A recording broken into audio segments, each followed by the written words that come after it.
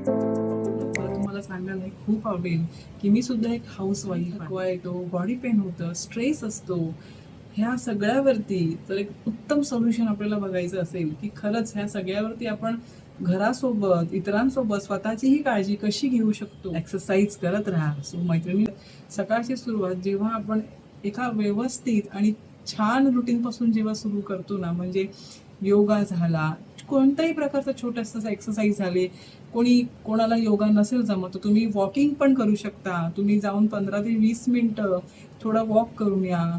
तुम्ही घरच्या घरात साधारण बसल्या बसल्या सोफ्यावरती चेअरवरती बसून पण खूप असे सोपे एक्सरसाइज करू शकता. फिट राहा, हेल्दी राहा, आनंदी राहा, स्वतःची काळजी घेत राहा, इतरांसोबत स्वतःलाही तितकंच प्राधान्य द्या. सगळ्यांना रिक्वेस्टफुली हेच सांगेन की स्वतःची काळजी घ्या, स्वतःलाही जपा. कारण जर तुम्ही हेल्दी आनंदी असाल तरच तुमचं कुटुंब, तुमची मुलं ही आनंदी आणि हॅप्पी फॅमिली असेल. मैत्रिणींनो, तुम्ही करणार ना एक्सरसाइज, मला कमेंट करून नक्की कळवून काळजी घ्या. सगळ्यांना इंटरनॅशनल योगा डेच्या खूप खूप शुभेच्छा. लाईक करा, शेअर करा आणि चॅनलला सबस्क्राईब करायला विसरू नका. Bye bye.